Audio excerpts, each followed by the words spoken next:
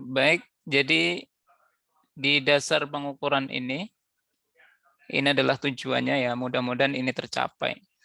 Jadi apa itu yang pertama gini, apa arti measurement? Ya. Nah, di slide ini ada beberapa contoh, misalkan ada pertanyaan berapa jarak rumah Anda ke kampus, berapa kilometer jarak rumah Anda ke kampus, berapa lama perjalanan dari rumah Anda sampai ke kampus, atau berapa lantai kampus Poltek Batam. Nah, dari ketiga pertanyaan ini apakah ini termasuk jenis measurement atau kategori pengukuran atau tidak? Nah, kira-kira jawabannya apa ini? Ada yang bisa jawab?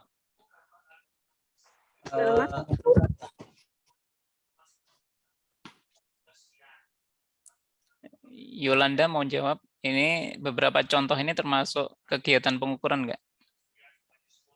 Ya, Pak, karena berbentuk pengukuran jarak, Pak.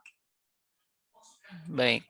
Ada yang berpendapat lain? Silakan, kita demokratis ya. Karena ada satuan jaraknya, Pak. Baik, karena ada satuannya. Terus berarti termasuk dalam lingkup measurement tadi ya.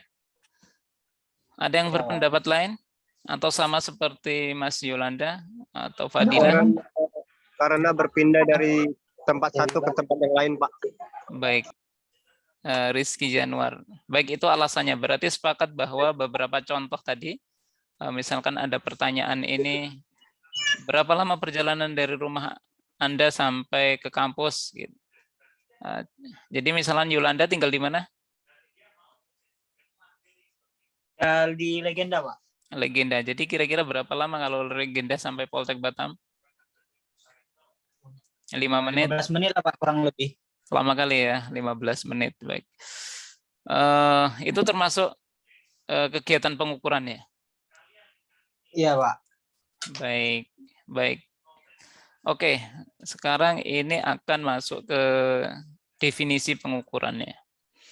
Jadi di sini sudah dituliskan atau ditampilkan bahwa definisi pengukuran itu adalah the action of measuring something where measuring ascertain the size, amount, or degree of something by using an instrument or device marked in standard unit. Jadi pengukuran itu adalah sebuah kegiatan yang mengukur sesuatu, di mana dalam mengukur tersebut untuk memastikan atau meyakinkan atau menentukan ukuran, jumlah maupun degree ya, level sesuatu by using instrument or device. Ya, kata kuncinya adalah dengan menggunakan alat, ya, instrumen ya, alat ukur berarti atau device yang kemudian dinyatakan dalam satuan standar.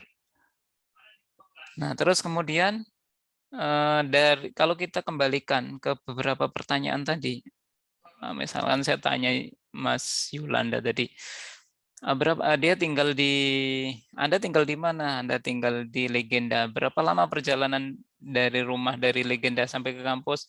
15 menit. Apakah itu termasuk kegiatan pengukuran?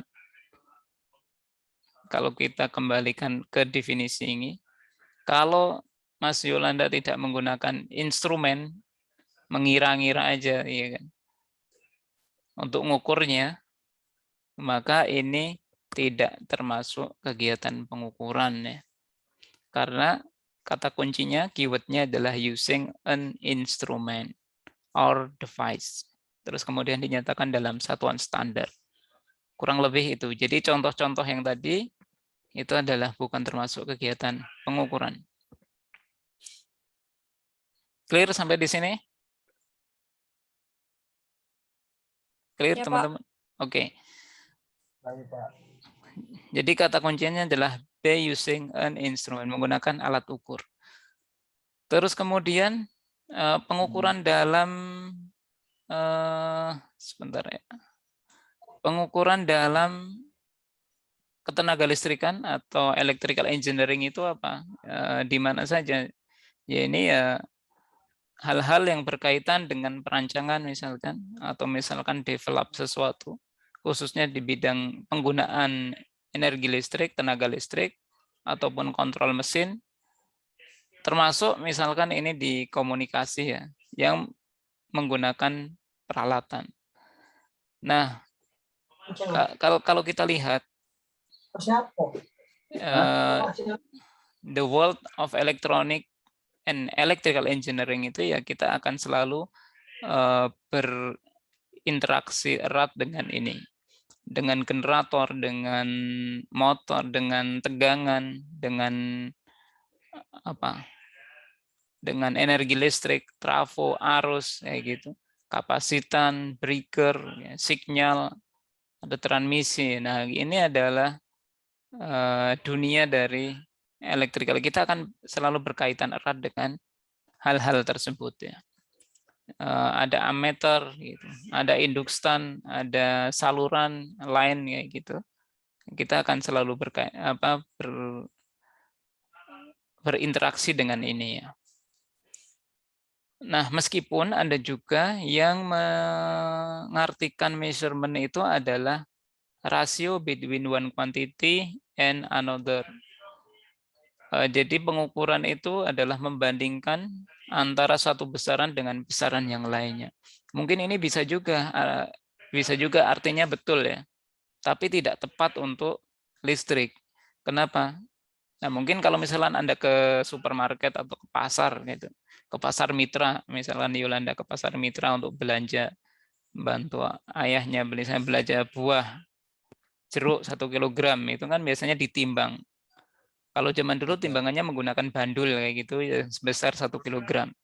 Jadi berat jeruk dibandingkan dengan berat bandulnya yang sudah standar 1 kilogram kayak gitu. Atau misalkan beli beras 5 kilogram ya, ditimbang kayak gitu. Nah, ini betul ya. Rasio between one quantity and another. Akan tetapi kalau di bidang elektrikal, di bidang listrik, itu definisi ini menjadi susah.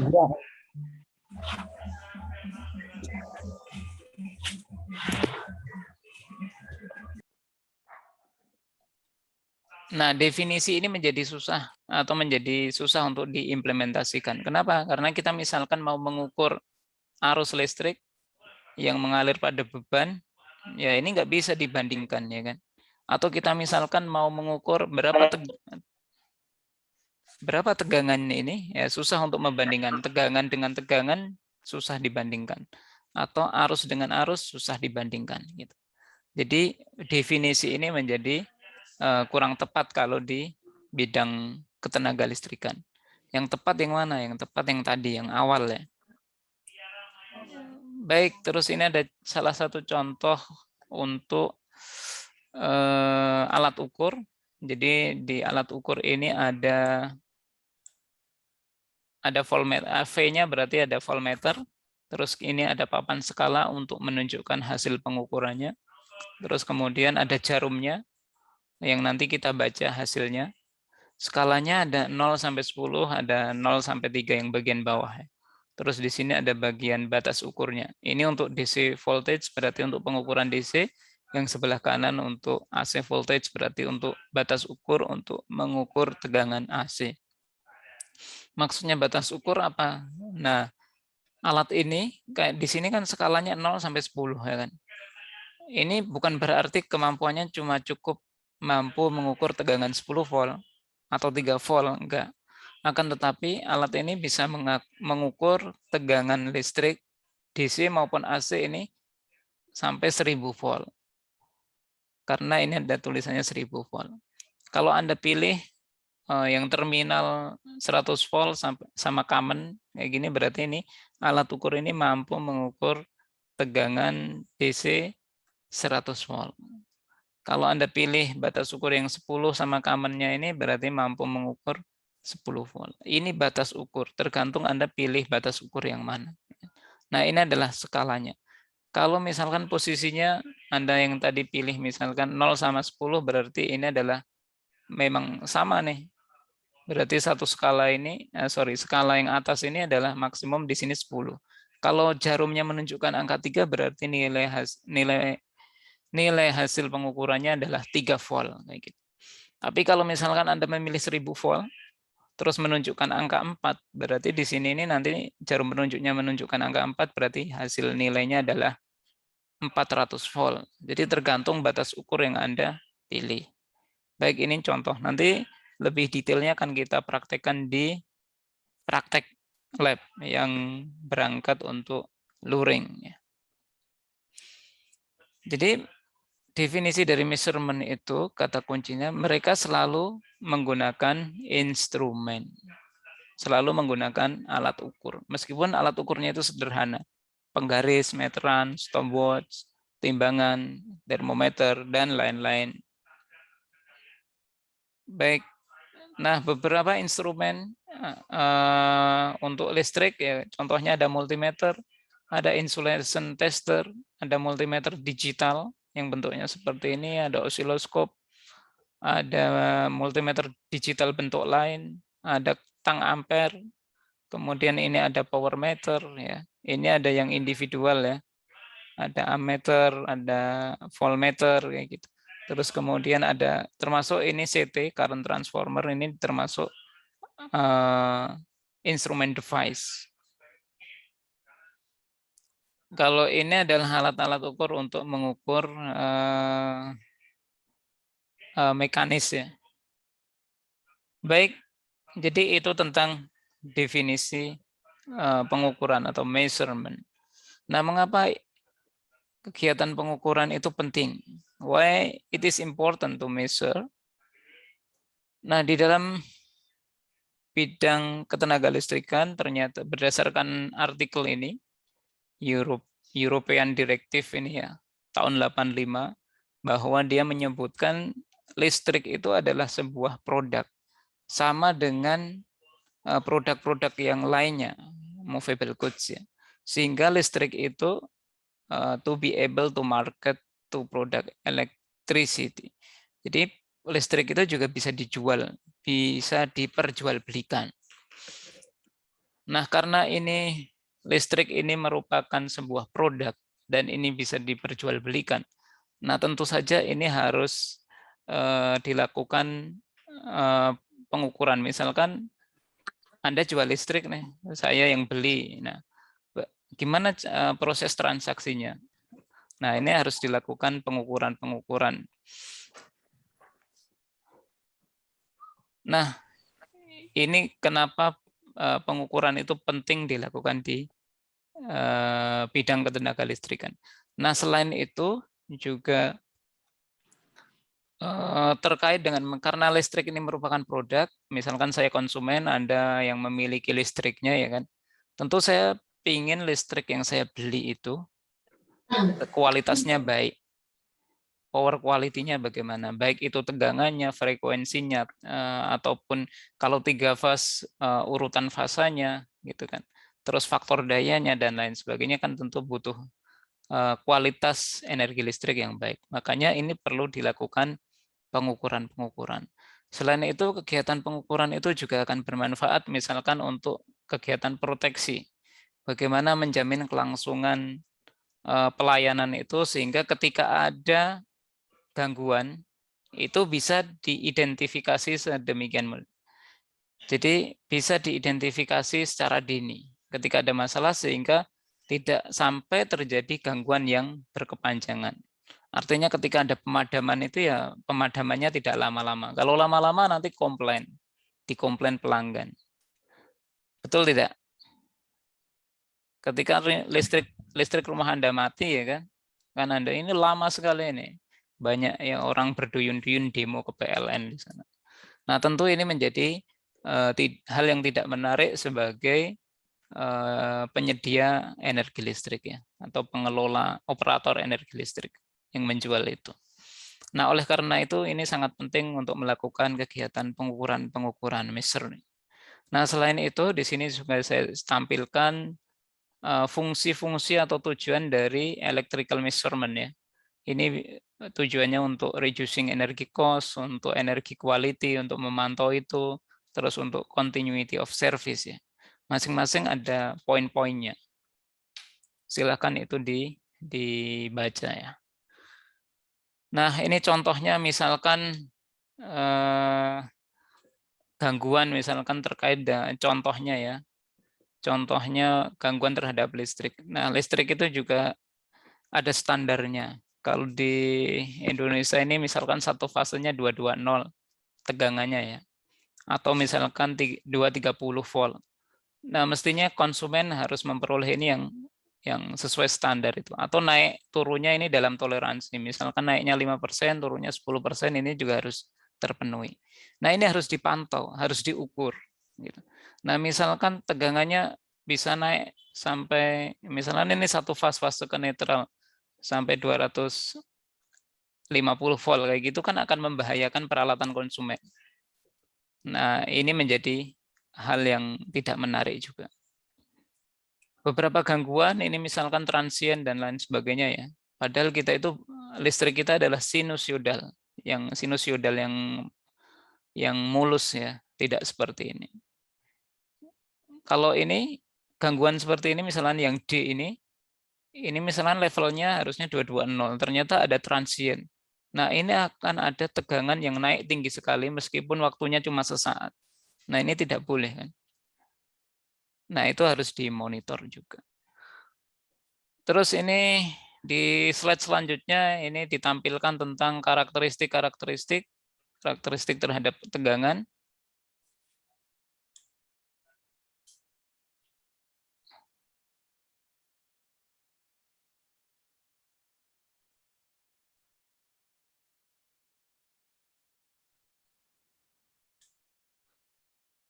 Karakteristik tegangan itu ada frekuensi, ada amplitudo, ada bentuk gelombang. Kalau 3 fase ya ada simetris, tidak simetris ya kan.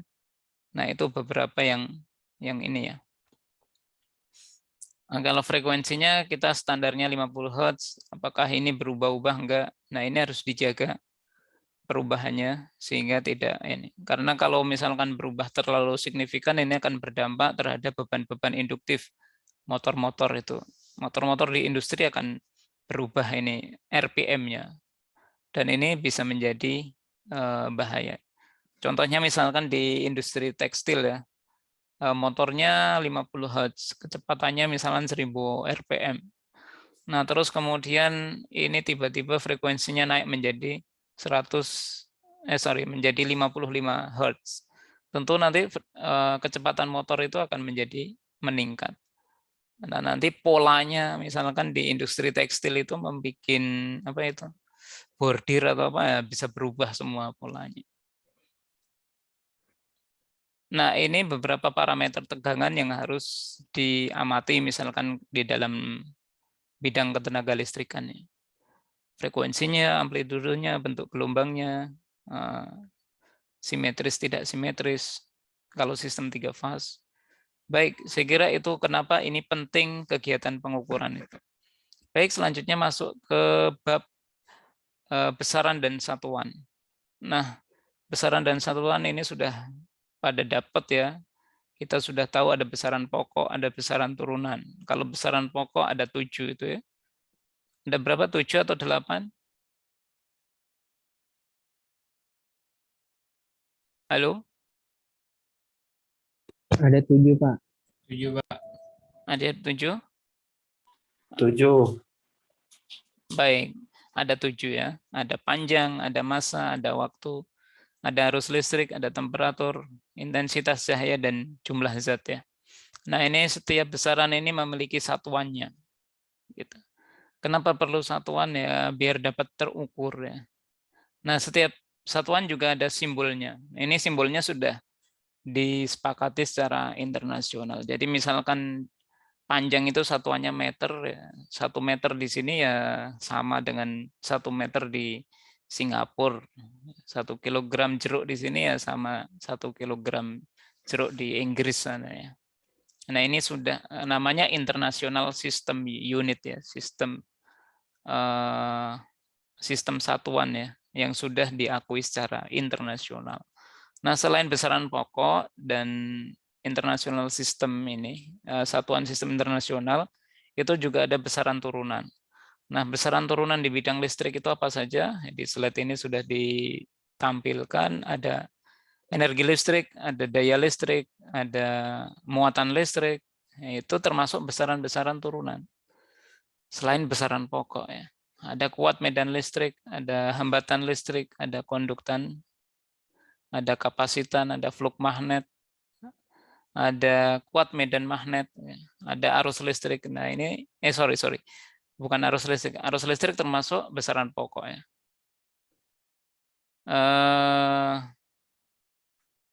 Magnetomotive force ya. Kuat medan magnet. Baik, ini besaran turunan ini juga memiliki satuan masing-masing. Energi itu joule, daya listrik itu watt, muatan listrik itu coulomb ya. Kemudian gerak gaya listrik atau GGL itu volt atau tegangan. Kuat medan listrik itu volt per meter. Hambatan listrik itu ohm. Konduktan itu Siemens. Nah, itu adalah satuan-satuannya dan masing-masing ini disimbolkan. Joule itu biasanya dituliskan dengan J, kemudian watt itu W besar kayak gitu. Dan ini sudah ini juga diakui secara internasional. Ini di ketenaga listrikan kita ini. Kalau hambatan listrik ya simbolnya omega itu. Semuanya udah familiar, udah paham itu. Kalau kapasitansi ya farad, biasanya dinotasikan dengan F. Kalau flux magnet ya Weber gitu, WB gitu ya. Baik, itu adalah beberapa besaran turunan di bidang ketenaga listrikan. Selanjutnya saya lanjutkan. Nah, selain itu kita juga mengenal faktor pengali ya. Prefiks itu apa ya? Secara internasional ya. Kita ini semuanya sudah familiar ini. Misalkan ada mili itu adalah 10 pangkat min 3, ada mikro itu 10 pangkat min 6, ada nano itu 10 pangkat min 9, piko 10 pangkat min 12 dan seterusnya. Kalau yang tidak diwarnai ini jarang ya. Misalkan ato 10 pangkat 18 ini jarang digunakan. Paling kita sampai piko ya. Kemudian yang ada kilo 10 pangkat 3 ini. Ada mega 10 pangkat 6, ada giga 10 pangkat 9, ada tera 10 pangkat 12. Ini faktor pengali ini juga sudah familiar secara internasional. Baik, makanya ketika Anda menyatakan misalkan membuat suatu pernyataan tentang listrik kayak gitu ya juga harus diikuti kaidah-kaidah tadi ya, simbol-simbol tadi. Nah, contohnya ini ada tulisan the UK 5020 wind turbine generate 1009 megawatt of capacity delivering apa ini? 24,414,274 MWs ini apa? Of energy per years. Nah, ini keliru. Yang betul apa yang betul yang di bawah ini. Nah, kenapa keliru? Nah, ini ada masing-masing ada komentar-komentar ini, teman-teman bisa baca bahwa yang pertama komentarnya, nah ini jangan menulis long number out. Misalkan angka itu ya jangan dituliskan memanjang, kayak tulis aja langsung angkanya. Misalkan di UK 5020 wind turbine, kayak gitu ya. Generate 10,069 megawatt. Nah, ini sudah tahu. Ini masing-masing ada komen-komennya. Baik. Jadi itu tentang besaran dan satuan. Ada besaran pokok, ada besaran turunan. Baik, sudah jam 2. Saya lanjutkan sebentar ya. Nanti kita yang luring jam 2:30. Metode pengukuran. Ada 3 metode pengukuran, ada pengukuran langsung, tak langsung, dan kesetimbangan. Contoh-contohnya untuk pengukuran langsung ya ini. Misalkan Anda mengukur kabel atau mengukur sesuatu ini dengan meteran. Jadi objeknya, mesurannya bisa diukur secara langsung. Atau mengukur panjang koil ini menggunakan kaliper ya. Koil ini berapa ini panjangnya. Atau ada contoh ini misalnya mengukur tekanan darah. Nah, Anda menggunakan tensimeter atau apa ini namanya, yang mengamati air raksa. Ada contoh pengukuran misalkan ini di boiler ya. Di sana itu temperaturnya tinggi sampai 600 derajat, 500 sampai 600 derajat. Nah, tentu saja ini bisa membahayakan orangnya atau bisa membahayakan peralatannya. Nah, untuk melakukan pengukuran di sana. Nah, gimana caranya? Nah, bisa menggunakan sensor, bisa menggunakan thermal infrared, dan lain-lain sebagainya. Terus kemudian ini ada null measurement. Null measurement itu biasanya menggunakan rangkaian jembatan ini. Ini biasa digunakan di load, timbangan ya, menggunakan load cell. Nah, jadi apa itu sebenarnya direct measurement atau pengukuran langsung itu ya? Pengukuran langsung itu adalah pengukuran yang dilakukan dengan cara memegang antara measurannya, objek yang diukur dengan pengukur standar, nah, tadi contohnya meteran tadi atau kaliper, dan membandingkannya secara langsung. Bisa dilakukan secara langsung. Kalau indirect measurement, ya you are measuring something by measuring something else. Anda tadi contohnya mengukur tekanan darah, bukan mengukur darahnya ya, tekanan darahnya secara langsung, tapi dengan mengamati air raksanya. Kemudian contoh yang kedua tadi, Anda mengukur temperatur di boiler, itu bukan termometer secara langsung dimasukkan ke situ, tapi menggunakan thermal infrared atau sensor tadi. Baik, kalau pengukuran kesetimbangan ini dilakukan dengan membandingkan satu sumber terkalibrasi terhadap measuran yang tidak diketahui dan kemudian mengaturnya. Jadi ada adjusting di sana. Sehingga perbedaan keduanya ini menjadi 0. Nanti kita untuk yang pengukuran kesetimbangan kita bahas tersendiri. Baik, itu tentang metode pengukuran. Ada 3. Nah, selanjutnya untuk hasil pengukuran. Bagaimana tentang hasil pengukuran ini? Hasil pengukuran itu apa saja? Hasil pengukuran juga ada 3. Yang pertama adalah value ya, atau nilainya. Terus kemudian ada satuannya, dan ada ketidakpastian atau uncertainty. Jadi setiap Anda ngukur menggunakan alat ukur ada 3 ini. Pertama value, kedua unit, ketiga uncertainty. Ada nilai, satuan, dan uncertainty. Kalau tidak ada satuannya ya menjadi tidak ada artinya. Misalnya Anda ngukur panjang 5 kayak gitu kan nggak berarti. 5 apa ini? Mengukur tinggi atau mengukur panjang kabel 10. Ini jumlahnya atau apa? Harus ada satuannya. Meter, sentimeter, apa? Anda mengukur berat badan 30 apa? 30 kg, 30 gram. Nah, maka satuan ini penting. Kalau pengukuran tidak ada satuannya menjadi tidak ada artinya. Jadi ketika mengukur listrik arus ya harus ada ampere, miliampere, kayak gitu.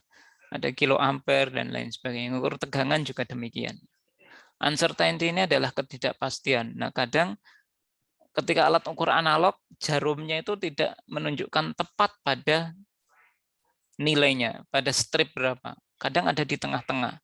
Nah, ini yang membuat kita atau seorang yang melakukan pengukuran itu harus pandai melakukan perkiraannya, harus pandai mengambil keputusan. Walaupun itu menjadi ragu-ragu ya, menjadi uncertainty. Nah, jadi ini contohnya adalah value. Misalkan Anda melakukan pengukuran tegangan DC 4,7696 ini adalah nilainya. Kemudian ini adalah unitnya atau satuannya V. Kemudian, nah kadang kalau multimeter digital itu ini akan berubah-ubah di digit terakhir ini. Nah bisa 678 atau bisa turun 6543 kayak gitu. Nah inilah yang uncertainty, tidak pasti ya. Ini 4,76 berapa? Nah, biasanya di sini ada menu hold. Hold ini untuk mengambil Jadi ini di keep kayak gitu ya, mengambil nilainya yang pasti pada saat itu. Baik, ini contoh pengukuran. Anda mengukur hambatan sebesar 1,5 ohm. Nah, tapi ternyata ini menunjukkan 2 ohm. Nah, kenapa ini terjadi? Ternyata ada hambatan di colokannya ini. Yang probe merah 0,25 ohm, yang probe hitam 0,25 ohm. Nah, ternyata alat ukur ini adalah menjumlah resistan baik yang di probe-nya, di colokannya dengan nilai resistornya ini. Sehingga ditampilkan 2 ohm. Nah, berarti ada pergeseran. Ini nggak apa-apa ya, nggak masalah.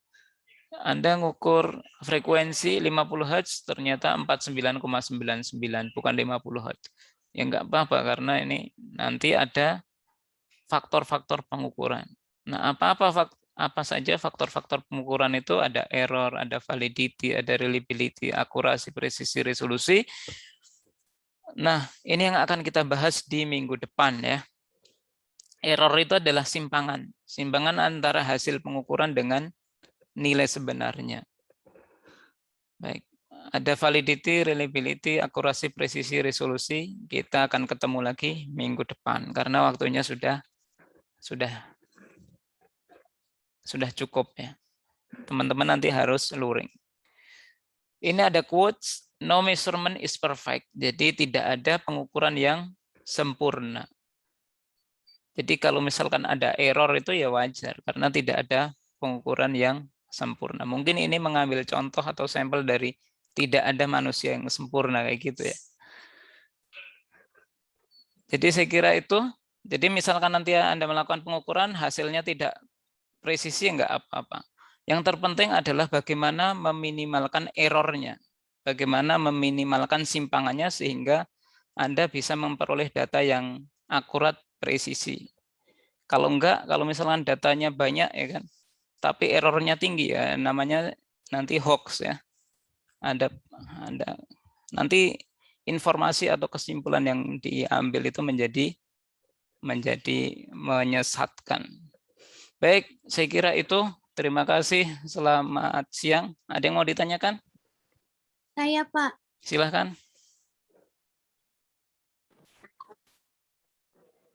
Pak, kita belum ada yang absen, Pak. Absensinya nanti di learning ya. Iya Pak, ya. Terima kasih Pak. Terus apa lagi? Saya mau bertanya, Pak. Iya, silahkan. Silahkan bertanya. Mbak Pak, Selvi. apa saja kesalahan dalam pengukuran? Gimana? Apa saja kesalahan dalam pengukuran? Iya, kita bahas minggu depan. Kesalahan dalam pengukuran. Jadi penyebab error itu disebabkan karena kesalahan-kesalahan pengukuran. Ada kesalahan itu ada gross error ya, ada random error, ada systematic error. Nah, nanti kita kalau tahu kesalahan-kesalahan, jenis-jenis kesalahan tadi, kita bisa meminimalkan. Sehingga kita bisa memperoleh hasil pengukuran atau data yang akurat.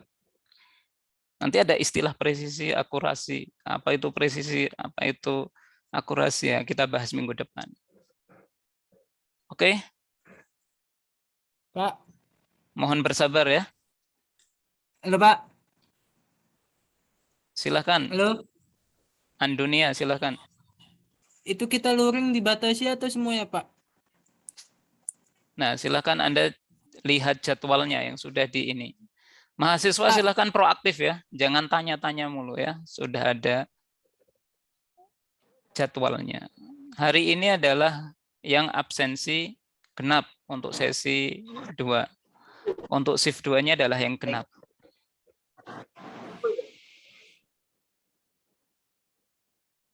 Ada lagi? Cukup? Baik, kita mulai luring. Yang praktek di lab itu kita mulai jam 2:30. Jadi silakan datang ke kampus. Tapi nanti hati-hati, nggak usah buru-buru. Pastikan Anda safe ya. Anda aman nanti dari rumah ke kampus. aman, baik aman dalam berkendara. Mudah-mudahan kita dijauhkan dari itu ya, dari apa itu, COVID itu ya. Nah, kita selalu diberikan sehat, kesehatan sehat, walafiat, sehat jasmani dan rohani. Cukup ya. Baik, kalau tidak ada lagi berarti saya akhiri Zoom meeting ini. Selamat siang, saya tutup. Saya cukupkan sekian.